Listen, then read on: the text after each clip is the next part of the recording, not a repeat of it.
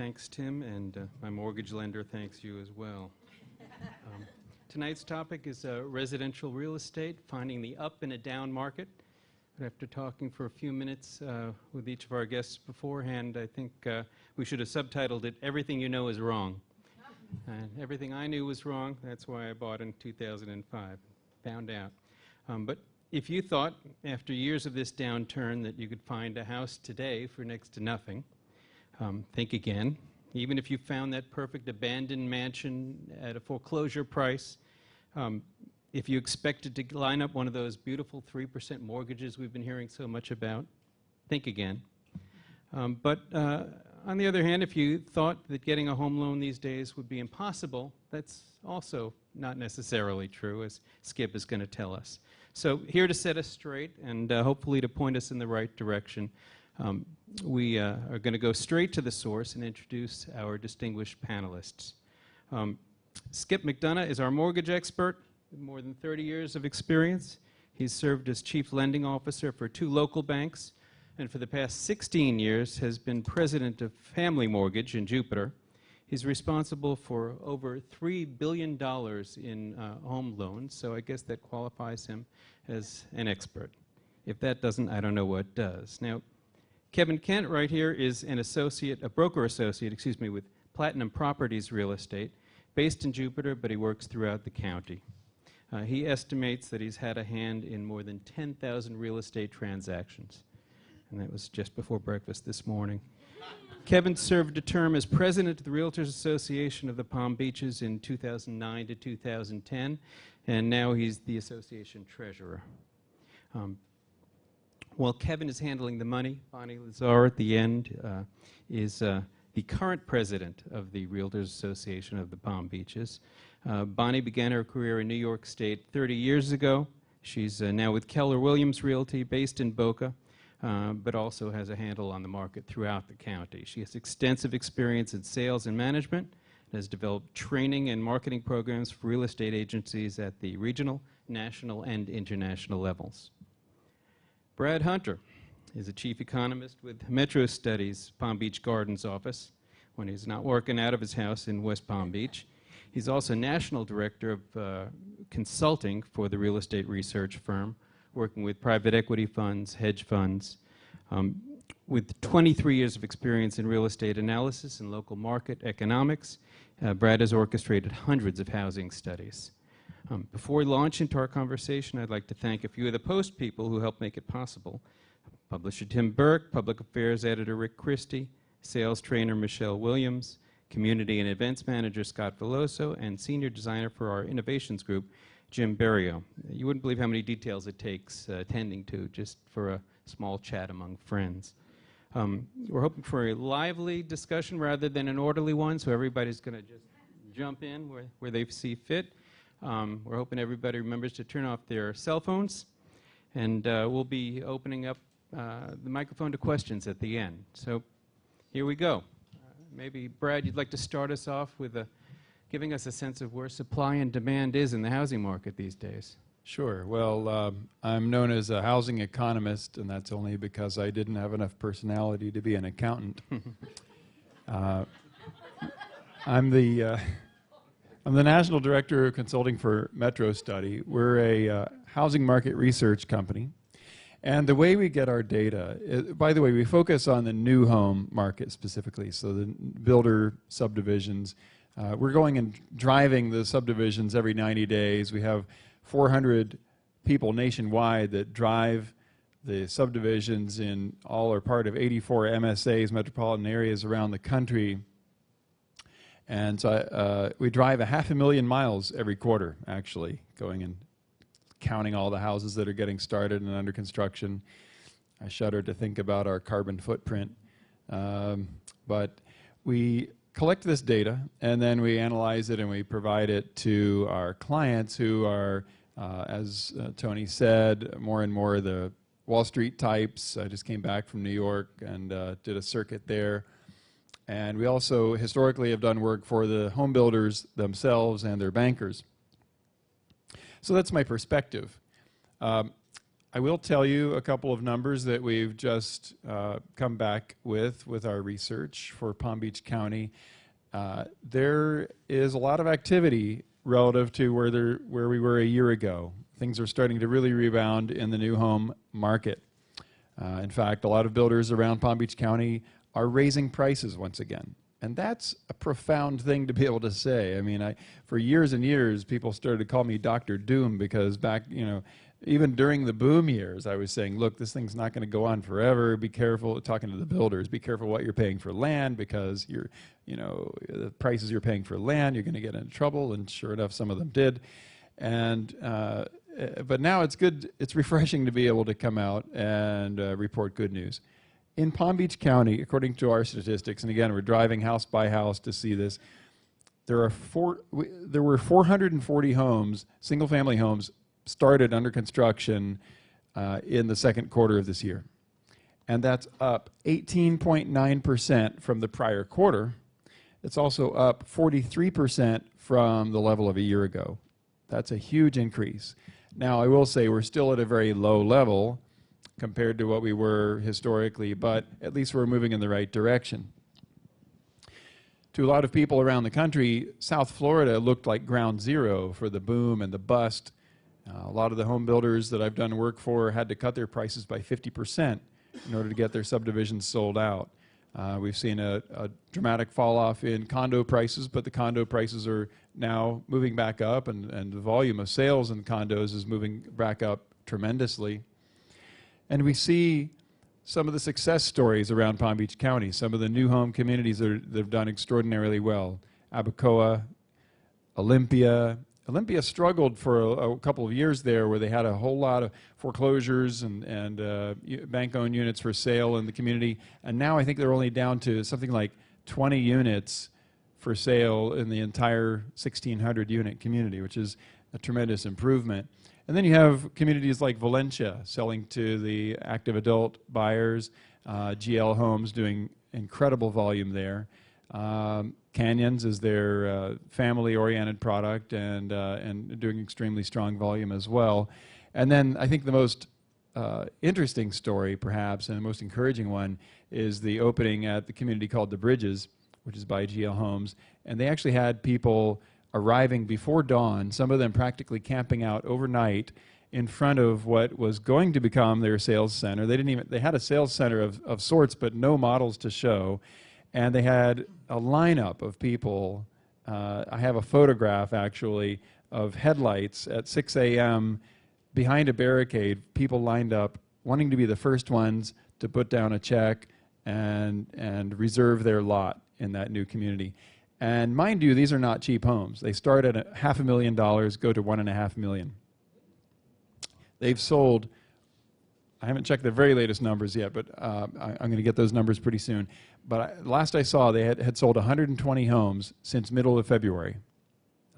It's an absolutely astounding sales pace. Brad, just a little bit of perspective. During the height of the housing boom and home building boom, how many homes were being built a year compared to the 440s? In Palm Beach County, I think we were peaking at something in the order of 4,000 to 5,000 a year. Okay. So we're at a puny level still compared to what we were. And quite honestly, we'll probably never get back to that level again. Not because of a lack of economic strength or lack of demand, but because we don't have the land supplies to continue to build homes at that rate. And ultimately, that's what's going to help to push home prices higher for all of us who own homes in the area. And so I think that there is a land shortage. The main tracts of land that are going to support us 4 and 5 years from now are far out west with all kinds of density entitlement problems that don't make them economic to develop right now. So one of the other things that's happening and that we see in our data is what we call the finished vacant new home supply is falling. What that means is basically a see-through house. The builder has completed construction, the paint's dry, the sod's in, and nobody's ever moved into the house. That number was gargantuan in 2006, and it's at a fraction of that level today. And we're back down to basically 2001, 2002 levels of finished vacant new home inventory. And that's helping the new home market as well. One of the things that I've talked about in years past was what I called the 4 Fs. And these are the 4 reasons why people were not buying homes in as large of a number as we might have expected. And that was fear, financing, falling home prices, and finding a buyer for their other house. Fear is fear of losing your income. Financing is difficulty getting a mortgage, even if you have a job and even if you're willing to put down a down payment of some magnitude. And then the third one was falling home prices. That was deterring people for a while.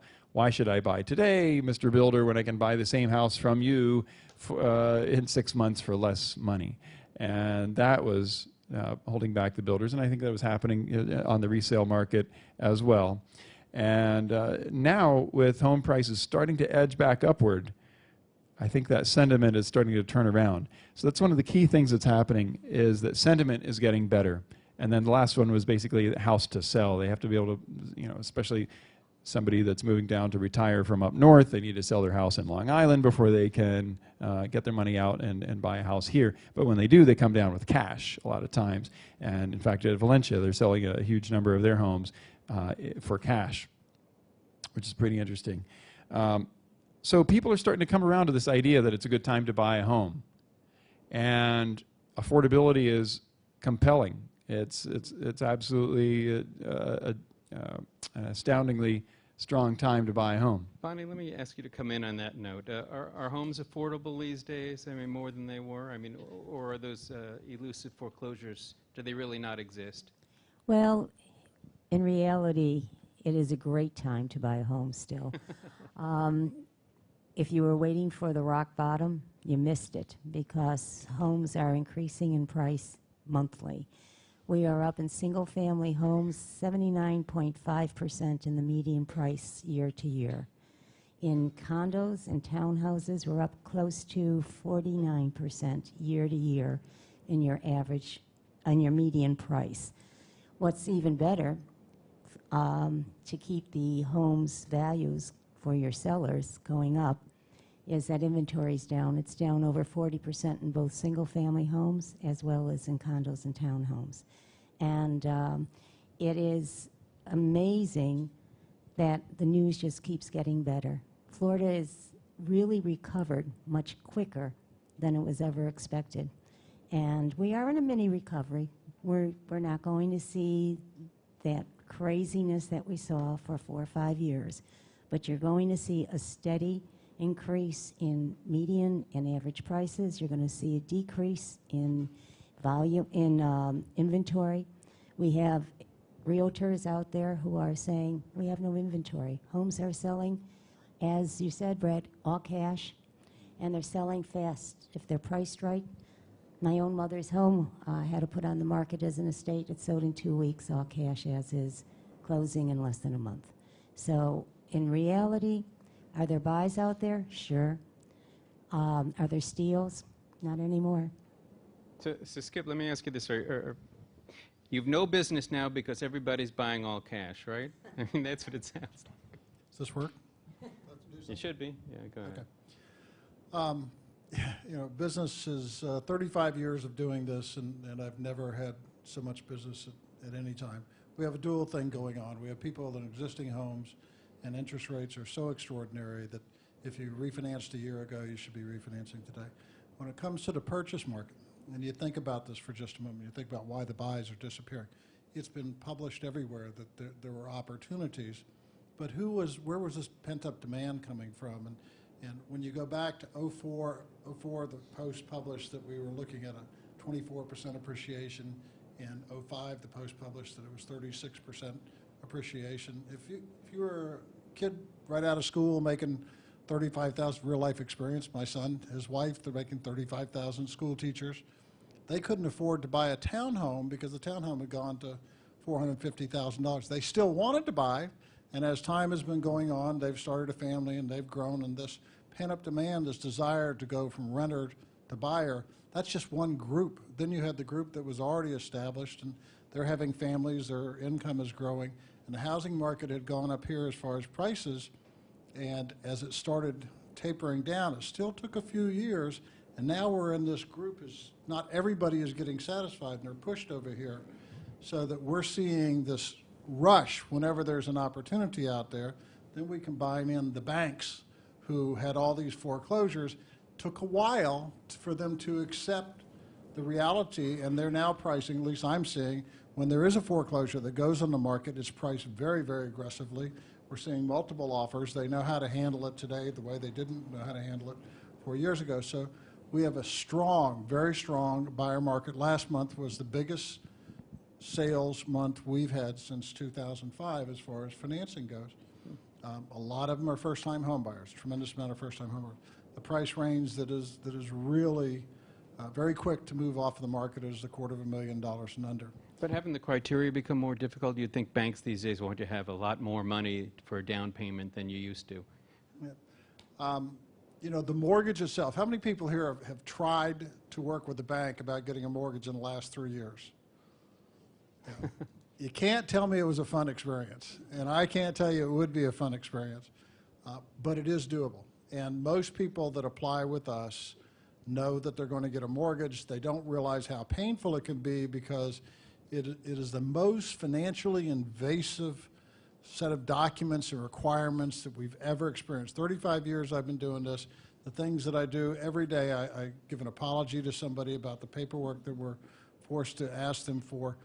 And it really isn't discriminatory. The guy that has $10 million in the bank is just as likely to be turned down for some stupid thing that they don't want to cooperate on as the person that's got a straight W-2 salary. It is doable. It's unquestionably doable, but it is going to be paper intensive, and you've got to get used to it. And then at the very end, they're going to cross-check everything one more time and make sure that you didn't change and go out and buy a household of furniture and increase your debt or anything along those lines.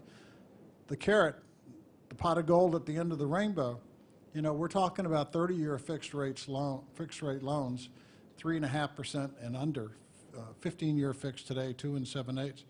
The first adjustable rate mortgage I made, 20 plus years ago was 11.5%. My first mortgage was 12%, and a few years later they were 16 and 17%. The buying power of a 3.5% mortgage on a $200,000 loan is almost the same mortgage payment as someone that would have to get 120 or 150 before the government intervened at the end of 2008 and drove interest rates down. It won't last forever.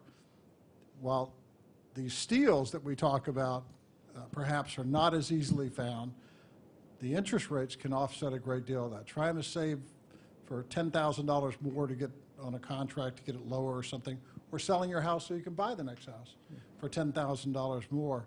That's $45 a month for a 30-year fixed. If we go up to 2008 levels where we were, the payment's going to be almost 200% of what we are today. It's an exceptional time interest rate-wise and opportunity. Kevin, is there a lot of cash out there as well as the mortgage lending? There is a lot of cash out there right now. If I could, I'd kind of like to get a picture of who we've got in the room.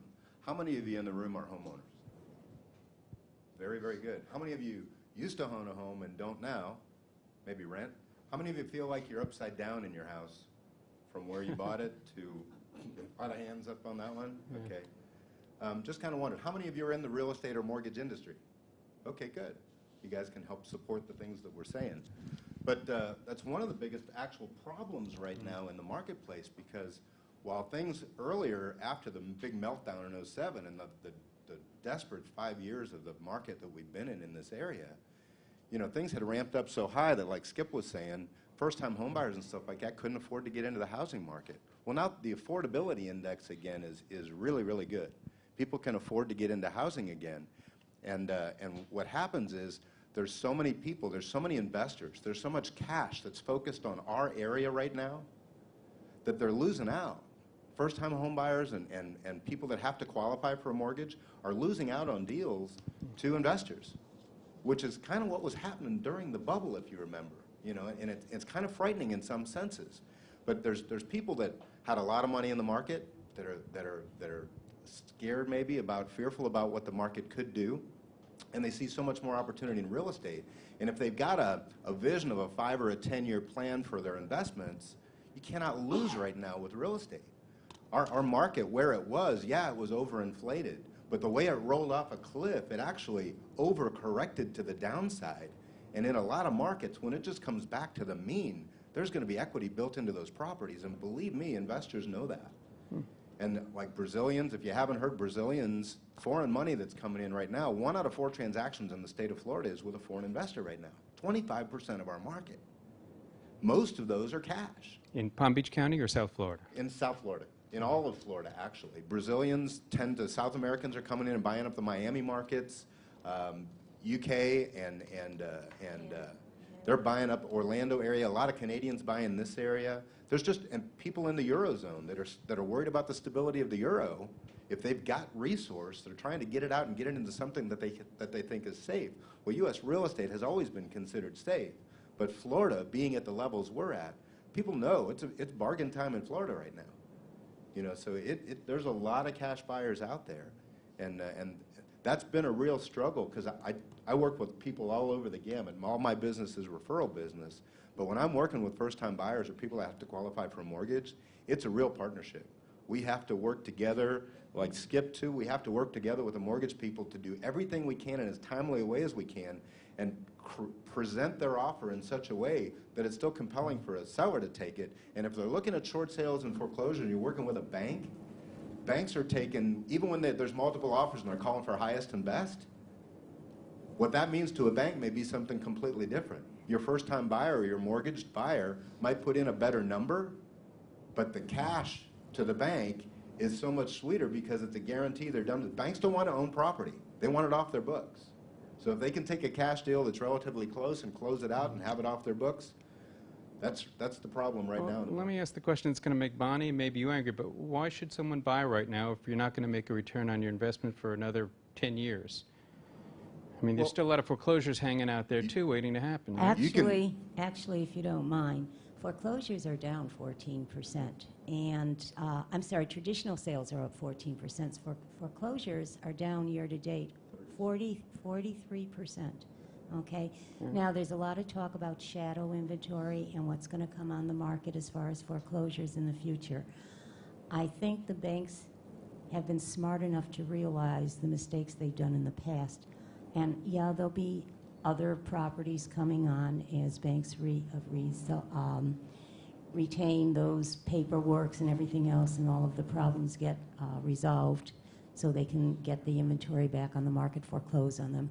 But I don't think you're going to see it just dumped on. I think they got smart the last time and realized how they hurt themselves. Okay. And what I was referring to was holding an investment for 5 to 10 years before you close it out. They will be building equity even at a normal market, 1 to 3% average increase in pricing in a normal market over the course of a year. That's building some good equity. But there's so much demand right now in our market for rental housing because of what a lot of people have gone through and stuff. And rental rates are up. So even if somebody buys a good at the pricing they can get them for now, with where the rent prices are, they're seeing cash flow positive. They're seeing returns on their investments from the rents as they hold those properties. Talk a little bit about market sectors, geographic and price ranges. If I had all the money in the world, and I work at the Palm Beach Post, of course I do, where would be the best place to put it right now in real estate in Palm Beach County? If I'm not going to put it in the stock market, what geographic areas are really strong? Every geographic area has its strong center. It's a matter of personal taste, and it's a matter of lifestyle and what you're looking for. And every town really has its own feeling. So you can buy in each and every town in Palm Beach County from a high end to a low end, depending on what economic situation you're in. Faster appreciation in condos and townhouses, waterfront versus, inland? Waterfront is always limited there's just that much water frontage. So, yeah, that appreciates pretty fast. I think there's going to be kind of a bifurcation of the market where the locations that are what we would call the A, B locations that are close to jobs, close to good schools, good, close to where people want to live, and having the entertainment and services and everything that everyone wants to be near, and primarily close to jobs. Those areas, I think, are going to appreciate the fastest. I think the areas that were totally speculation driven, you really have to kind of almost leave Palm Beach County to get into the really badly overbuilt market areas like St. Lucie, where the majority of the home building that was going on during the boom was driven by speculation. And that's why that market crashed so hard. And it's very hard to get any real traction out of the demand in that kind of an area. So I would say that within Palm Beach County, though, you will have a little bit of a different bifurcation. You'll find that the investors are going for the lower priced product where they can have a shot at getting positive cash flow right out of the box and then hold on for appreciation. But the end users are primarily in the higher $300,000, $400,000 price ranges. And interestingly enough, what was always kind of the sweet spot, the 200,000 range, it's still relatively strong just because there's such a large proportion of the population that can afford that. But where you have the biggest challenge in the price strata or the kind of the different segments of demand is the first-time home buyers. They're having trouble coming up with a down payment. They're having trouble getting qualified for a mortgage, and they have, if they're fresh out of college, they have the student loan debt to weigh them down as well. I guess it's still shocking to me when we're talking about the demand out there. It's still hard to believe that every day we see another condo tower being proposed. And I'm wondering if it's realistic. On Flagler condo towers, on Flagler Drive, yesterday we read something in the Palm Beach Post about somebody wants to put $5 million condo units on is it South Flagler? Yeah. So is there demand for it, or are we back to developers praying to see what they can get out of the banks again? Nobody wants to touch that one. I think I heard some number like 28 projects that are in planning in South Florida, and I think if all of them got built, there wouldn't be enough demand for all of them. And the reality is the ones that are actually pre-selling and the ones that are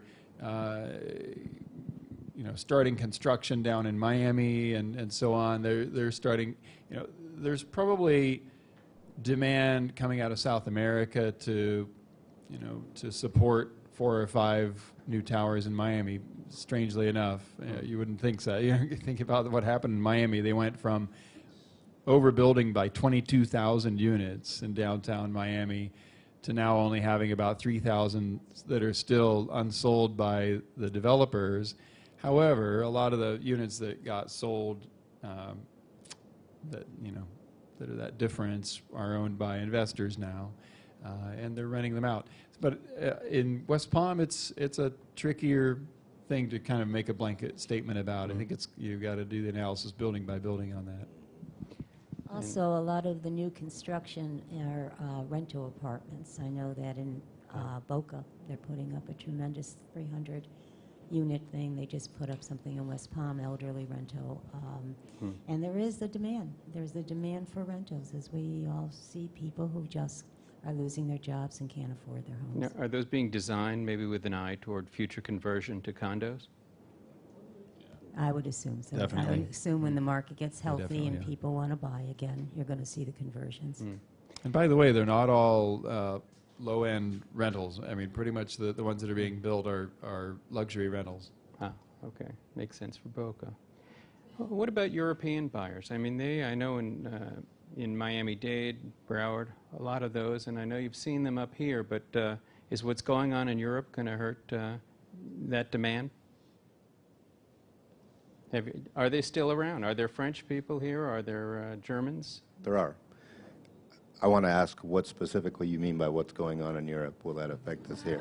Well, we've been hearing about their financial problems and the euro weakening. There are absolute risks in the market right now in the sustainability of this recovery, that if Europe goes into a deep recession and that comes across the pond, that could have another serious impact on our market. These markets are not without risk. It seems like the different governments are trying to do everything they can to stabilize that. So, and you know, the stock market's reacted favorably to it in the last few months, but it's very difficult to say what's going to happen. But what's interesting is the conversion rate, that people are coming from Europe with their euros and they're buying because Absolutely. the buying power is great for them here. Yep. I've also heard something interesting that over there, if you own an investment property, if your tenant stops paying rent, it could take you years to legally get them out and start getting income again. Whereas here, you know, our tenants are protected in some ways, but compared to Europe, we can get a tenant out in 3 months, and that makes it a lot more favorable for an investor. Real estate's always been considered safe to purchase. European market understands that we have a lot of laws that favor investors and also allows them to be an end owner and have value and not fear in a lot of countries about losing it to whether it's the government or whether a lot of countries you really can't own the land. So a lot of savvy investors and owners from Europe really like buying in the States. Kevin, what's happening with our high-end property in this county? I mean, did that suffer the same way that the middle range did? It's in pockets. Some pockets got hit as hard as anywhere else. Other things like the waterfront properties and stuff did not get hit as hard. They are recovering and they are selling. There's a lot of upper end housing that's selling in our area. And when you talked about whether there was a market for $5 million condos in our area, I personally don't think so, but I'm looking at records being made down in South Beach where there's resales in penthouse condos that they keep setting new records, $21 million for a condo. It's like, are you kidding me? You know, it's like there may be a market for $5 million condos in West Palm Beach, but I personally don't think so right now. But you asked about what was the question again? The mansions on Palm Beach. The mansions, yeah. They are moving up and again. down the coast. They are moving again.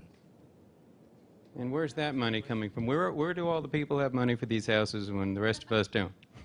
Well, you know, I used to make an analogy that if you looked at a detailed map of the United States, right, and you saw all the little towns across the United States, the map would be almost black with ink because there's so many little towns. Every little town has the doctor or the druggist or the people that are successful that own the businesses in those towns. And for so many years, everybody's wanted to be in Florida. And our big feeder market was the Northeast. So even as you look at all these little dots and then you start to convert those into people that want to be in this area, that's why you'll sit in these restaurants along the water and stuff and watch these yachts going by and yourself, and you're like, where is all this coming from? Well, it's all condensed down into our area, thank God, right? Oh, we're going to be taking questions in a little bit. But Yeah. Skip, where are you seeing the strongest demand for mortgages right now? I mean, it's not just the young guys who've been waiting for a little while. There've got to be some in the middle that are driving prices up for the new houses. What do you?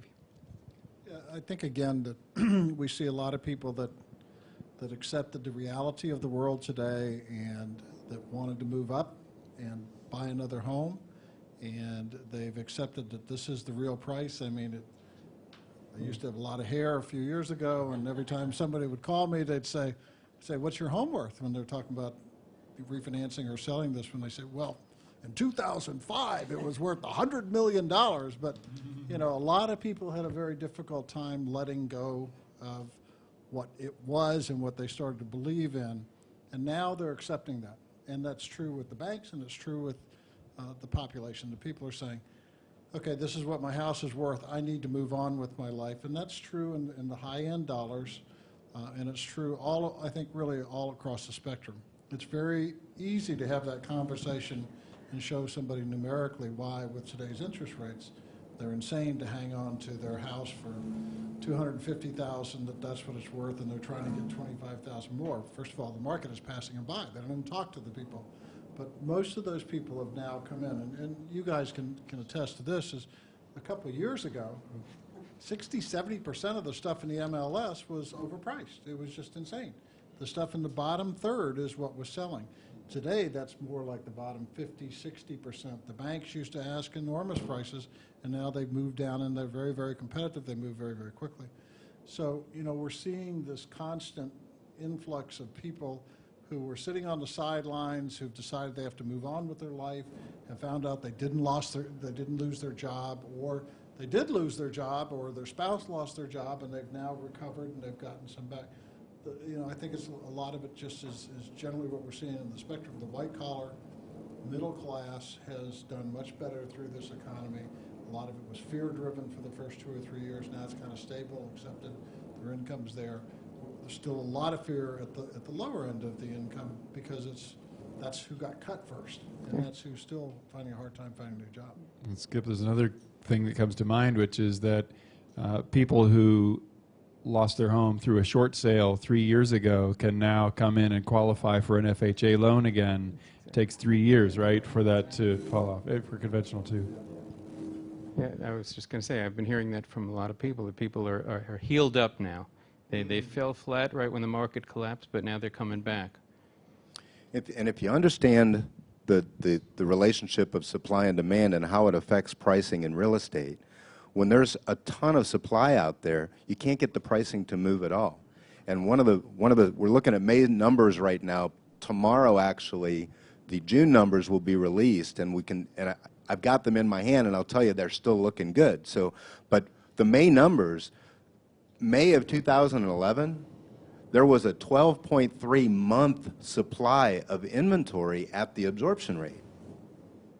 May of this year, it was down to a 5.4 month supply. So the inventories were absorbed, and we consider in real estate a normal market to be about 6 months worth of inventory. So amazingly, we're back to almost normal market conditions in inventory in Palm Beach County. That's an exciting thing. That helps us to call the bottom. That helps us to say we may actually start to see pricing going up again. There's a lot of factors that are going to come into play on that. One of the biggest things I'm dealing with right now is trying to get appraisers to agree that the pricing is going back up again. You know, and a lot of you realtors are going to go right along with me on that. You know, and I was having a heart-to-heart with one today, because you know, for so long when we started into this mess, they wouldn't use short sales and foreclosures as comparables. And then that's so much of our market was that for so long, they started having to use them, which affected all of the rest of our values. But now we're seeing enough of the foreclosed deals are down, the hand-to-hand, they're up, the traditional real estate sales. So as we see more and more traditional sales, they'll be less inclined to use that stuff, and we'll start to see some stuff coming up again. Let me just tell you, we're already see prices going up. From February in townhouses, the median price was like $75,000. In May, the median price was over $95,000. And single-family homes, again, in February, the median price was $175,000, and in May, it's up to over $200,000. So the rock bottom people who are waiting for the bottom to come, they've missed their opportunity. Now's the time. Let me bring up a word we've heard a number of times tonight, foreclosures, and side by side with that is the short sale. And for many, many, many years, months, it was 30 to 40% of our market. That means a lot of people were displaced. The reason rents are up, 20% number I'm being told, and I hate to say anything with him sitting next to me. But we've seen a situation where a huge population was displaced from the homes. They were believing in the American dream of home buying, and they have been renting. Fannie Mae, Freddie Mac, and FHA. All three rewrote their underwriting guidelines, one of the positive things, and said that if you have a reasonable reason why you had a short sale or why you had a foreclosure, unlike what many people believed, that their life was over, they could never buy another home, they couldn't get a car or anything, that after 2 years, if it's a conventional loan, a Fannie Mae or Freddie Mac, with a good hardship, with a good reason, they can be back in the home buying market getting exactly the same interest rates from that event. They have to build their credit back up. They can get exactly the same interest rates as somebody who had never had a blemish on their credit in their life. FHA is immediate if you negotiated a short sale without having delinquency, or it's 1 year if you had the delinquency. So what happens? In 2009, we were getting the $8,000 tax credit, if you remember, for first-time home buyers. They became the largest segment of our buying population, carried a bit into 2010, kind of stabilized, but still a good number. And then a lot of mixture of different types of people for the last couple of years. But the big window of foreclosures and short sales really didn't start in 2008 when everything collapsed. It started the latter part of 2009, 2010. We're 2 years. Starting right now, this month, there's a big population moving in of short sale sellers and foreclosures who are starting to fit the timeline to qualify. For the next 18 months, I predict that the largest single population of buyers are going to be people who believed in the American dream and have had to move out of their home and rent and are desperately waiting for the opportunity What you to said buy that's again. interesting to me is basically it sounds like the banks are now looking into your heart and deciding, were you a deadbeat or did you just lose your job? I don't think they ever used to make that distinction. They saw you paid or you didn't pay and see you later. You know, the rule used to be 7 years. So, I mean, it's a big, big shift to go from 7 years to 2 years. FHA was, I believe, 7 years, and they've gone to, a very lenient type of policy. But most people, it's a very uneducated thing. That's something that the Post can do, is try to educate people of this is an opportunity now. You have to rebuild your credit, which can be done very easily if you're working with somebody or you look at it yourself.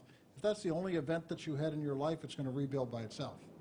If you had that one delinquency, and I see that constantly, and we're starting to handle buyers like that right now. It's interesting. It's so hard to, I'm hearing this positive message, and yet on TV this morning there's, well, we're still teetering on the edge of another recession if X, Y, and Z doesn't happen. So you're saying that the market is out there looking at that and not being entirely worried by that. There's people who need houses, still need them. People are trying to put themselves in the right kind of position to jump back in again. I think there's still a lot of people that are worried about it. I mean, Kevin was saying, I agree with him, that that's the X factor. What is the risk of contagion from Europe's financial crisis? I mean, it could get quite bad, and I think people are still concerned about that. But I think it's fascinating that we're seeing as much strength as we are seeing in both the resale and the new housing market. And I think that part of the strength, is that turnaround in sentiment, and also people who had been doubling up.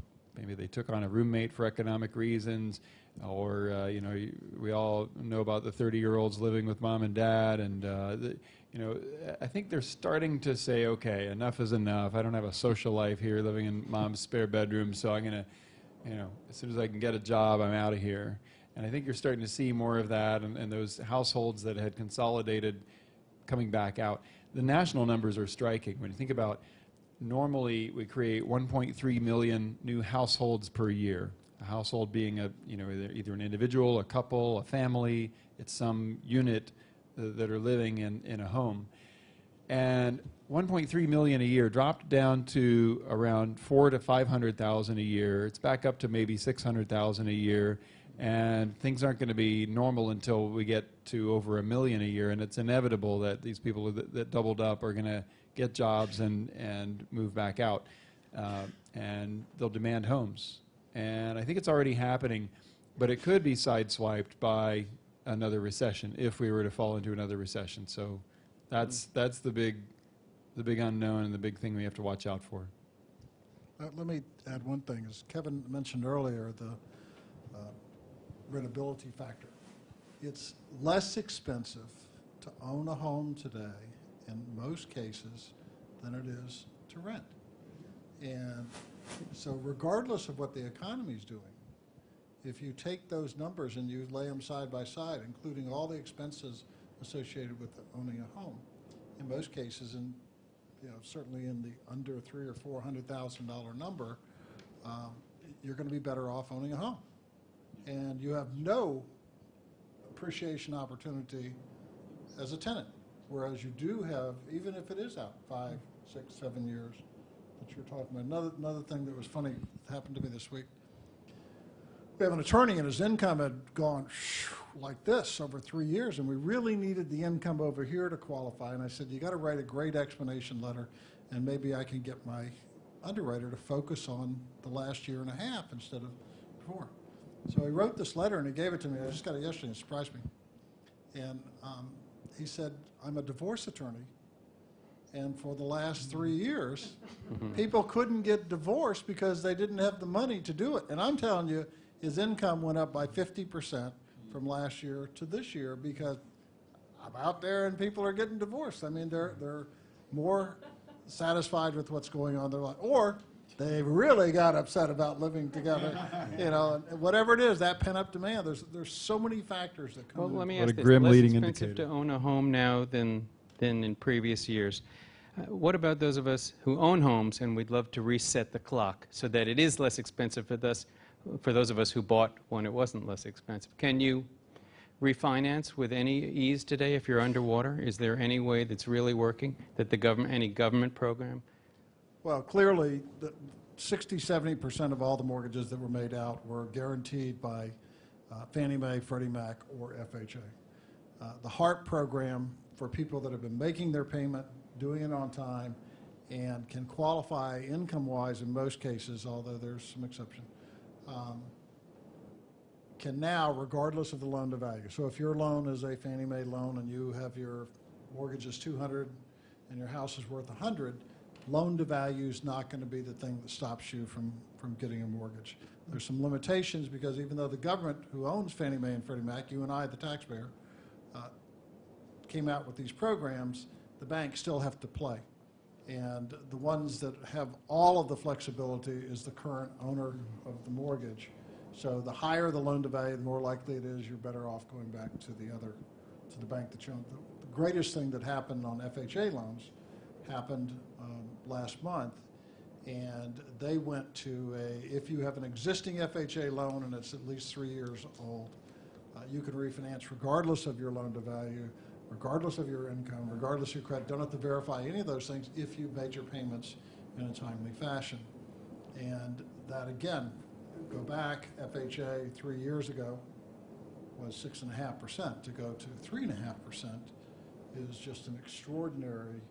And if you go to the best thing we try to promote to people is going to a 15-year fix. So if they're going to a 15-year fix at like 3% from 6.5%, they're starting to take that lost equity and build it by not giving out 3.5% on their loan, $200,000 loan. Instead of $7,000 being given away to interest, it's now going to rebuild that equity. And we see it, constantly that people are benefiting from that. And you get a principal reduction when you try to refinance your house. Can you? Yes, I'm asking. Question was, can you get a principal reduction these days when you There try to are- refinance? There are very, very few people that we have seen who have benefited from being able to find a way to negotiate with the lender to get a principal reduction. There's some really oddball things. There's some things in the works right now. There's this thing called Congress that we have who works just intertwined together and works so well. We're into the election year and it probably won't happen. Probably at the beginning of the year, I think most people believe that Congress will come out and say we've got to be more aggressive about doing things where people aren't motivated to stay in their home because it's 150, it's 200%, and there'll be some sort of principal reduction.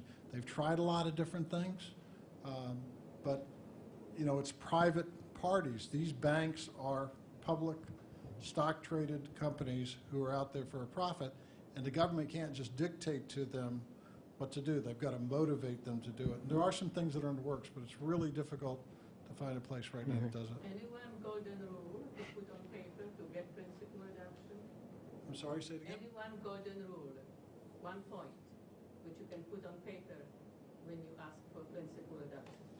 A golden rule? Anything Oh. what you think is like imperative that it will be Oh. accepted by the bank? Question is, I don't have, I don't know. I I'll tell you what, can tell let's, you, if you give me your name, I'm doing a loan for someone, and somebody that bought a home Go ahead 4 if you wanna years restate ago, the question. she had a condo conversion that showed 150, and I pulled her credit report, and she owes 75, and I know the condo's only worth about 60, and I can't imagine her putting 70, so she got a modification where it was a reduction in principal, but the instances that I know about are so freakish and so rare, it's not even necessarily because of the client. we're going to open it up for questions now, but Kevin, you want to say One thing, with most of these programs that the government has brought out, like Skip said, you have to be current in your payments. Most people that have been trying to work through this process for the last couple of years with their banks, they were told they had to stop making payments to even get the bank to talk to you. So you're not current and you're not going to qualify. An important date that you need to know, there was a law called the Mortgage Debt Forgiveness Act that was passed in 2006 and became law in 2007. That act is expiring December 31st of this year. That act is so important because if you were successful in negotiating a short sale and the bank allowed forgiveness of a large part of your debt, the IRS would claim that that amount that was forgiven was income to you. And they would tax you based on your income tax rate on the amount of mortgage debt that was forgiven. Now, the Mortgage Debt Forgiveness Act, the IRS could not come after you for tax on that debt. That expires December 31st. And unless Congress renews it, believe me, the National Association of Realtors, we've been up there lobbying to try to get them to extend these things. We have no indication whether they're going to do that or not. So that's a very critical date, because if you get into next year and you haven't been successful in negotiating your short sale with your bank, and this act expires, let's say you had a $200,000 house and you sell it for $100,000 and they're forgiven $100,000 worth of debt, if you're in a 28% tax range, they're going to come after you for $28,000 in taxes. And So- that only applied to an end user. It's not for a investor home. Okay.